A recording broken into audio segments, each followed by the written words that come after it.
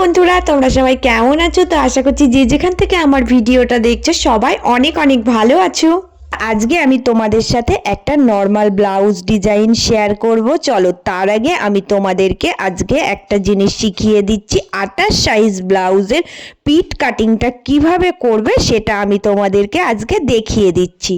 থাকে কিন্তু খুবই রোগা, তো এই জন্য কিন্তু তাদেরকে আমি 28 সাইজ ব্লাউজটা বানিয়ে দিই। তো এটা আমি কিন্তু সম্পূর্ণ নিজে থেকেই এই ফরম্যাটটা বানিয়েছি। তো এর ভিডিও আমি আপলোড করে দিয়েছি, ফরম্যাটের ভিডিও তোমরা দেখে নিতে পারো।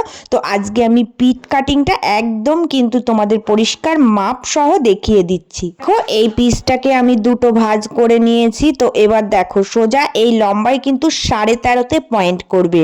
তো 13.5-তে পয়েন্ট করে ওপর থেকে কিন্তু 6 পয়েন্ট করবে, করে সোজা কিন্তু দাগ টেনে দেবে। দেখো, এই 6 থেকে কিন্তু 5.5-এ পয়েন্ট করবে। তো এবার সামনের দিকেও কিন্তু সেই 5.5-এ পয়েন্ট করে 5.5 থেকে বুকের লাইনটা 9 পয়েন্ট করবে। বুকের লাইনটা মেপে নেবে, নেওয়ার পরে দেখো নিচের লাইনটা 8.5-এ পয়েন্ট করবে। লাইনটা যেভাবে বার করি সেম সেইভাবেই কিন্তু বার করে নেবে। তো 1 ইঞ্চি ওপরের দিকে তুলে হালকা রাউন্ড শেপ দিয়েই বগলের লাইনটা বার করে নেবে। তো বগলের সেটআপটা 7.5-এর মধ্যে রাখলে যথেষ্ট, এটুকুই হয়ে যাবে। একটু মেপে পরে চেক করে দেখে নেবে। সব দাগগুলো মিলিয়ে দিলেই কিন্তু ড্রয়িং আঁকাটা কমপ্লিট। তো এইভাবে করে পিঠের ফরম্যাটটা তোমরা বার করে নেবে। 28 সাইজ পিট কাটিং যদি এইভাবে করো তাহলে দেখবে খুবই রোগা পাতলা যে মানুষগুলো থাকে না, তাদের কিন্তু এই মাপে ফরম্যাট বার করে ব্লাউজ বানালে খুব সুন্দর ফিটনেস আসে। তো কিন্তু আমি কেটে নেব। কেটে নেওয়ার পরে দেখো, তোমাদেরকে আজকে আমি ব্লাউজের ডিজাইনটা কিভাবে তৈরি করব সেটা দেখিয়ে দেব।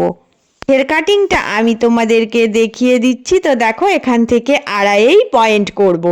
এবার নিচের দিকে দেখো, নিচের দিকটা কিন্তু 5 ইঞ্চি মতো আমি ছেড়ে রাখবো। খুব বেশি পিট কাটিং এটা করব না, তাই আমি 5 ইঞ্চি ছেড়ে রাখছি। এই দিক থেকেও কিন্তু 2.5 ইঞ্চিতে আমি দাগ টেনে দেব। দাগ টেনে দেওয়ার পরে দেখো, 4 কোণা বক্স করে যেরকম রাউন্ড শেপ দিতে হয় ঠিক সেইভাবেই দেব, তাহলেই কিন্তু এটা নর্মাল পিট কাটিং হয়ে যাবে। পাটটা কিন্তু আমি এই কাপড়টা থেকেই কেটে নেব। তো এই কাপড়টা থেকে পুরো 4টে যে টুকরো থাকে এই টুকরোগুলো আমি বসিয়ে কেটে নিয়েছি। নেওয়ার পরে এবার আরো অন্যান্য যে কাজ আছে সেগুলো দেখাচ্ছি। তো এই কাপড়টার সাথে ম্যাচ করে কিন্তু আমি এই ছাপাটাকে বের করেছি। তো এই ছাপাটাকে কাজে লাগিয়ে আজকে আমি ব্লাউজটাকে ফুটিয়ে তুলবো। তো এই ছাপাটা দিয়ে কি করব, আমি হাতটা কাটিং করে নেব, কারণ হাতের ডিজাইনটা আমি এই ছাপাটা দিয়েই বানাবো। একটা ছোট হাতা এটা থেকে কাটিং করে নেব, কারণ ব্লাউজটা ছোট হাতা হবে। তো এবার কি কি কাজ আছে সেগুলো দেখাচ্ছি। ছাপাটা থেকে আমি কিন্তু একটা লম্বা করে পাইপিং কেটে নেব, কারণ হচ্ছে এই পাইপিংটা দিয়ে কিন্তু আমি পিঠে যে কাটিংটা করব সেই কাটিংটায় পাইপিংটা সেট করে নেব। সেট করে নিলেই কিন্তু দেখতে বেশ সুন্দর লাগবে। দেখো, আমি পাইপিংটা সেট করে নিয়েছি। নিয়ে দেখো, উপরের যে কাটিংটা করেছিলাম এখানে পাইপিংটা সেট করে আমি নিয়ে এসেছি। এবার আমি এই পিঠটাতে আরও একটা জিনিস তোমাদেরকে দেখিয়ে দিচ্ছি।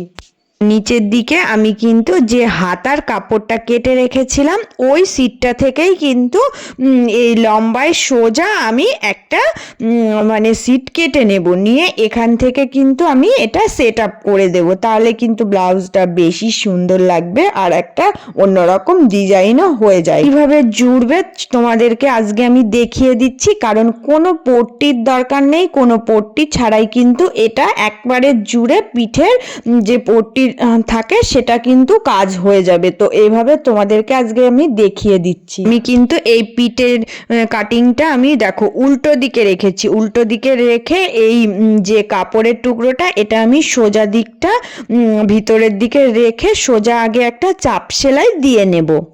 আর দেখো, এটা উল্টিয়ে ভাঁজ দিয়ে দিলাম। উল্টিয়ে সোজা দিকে ভাঁজ দিলে কিন্তু এই কাপড়টা সোজা হয়ে গেল। তো সোজা হয়ে গেলে এখান থেকে নিচের দিক দিয়ে আগে একটা সোজা চাপ সেলাই আমি দিয়ে দেব।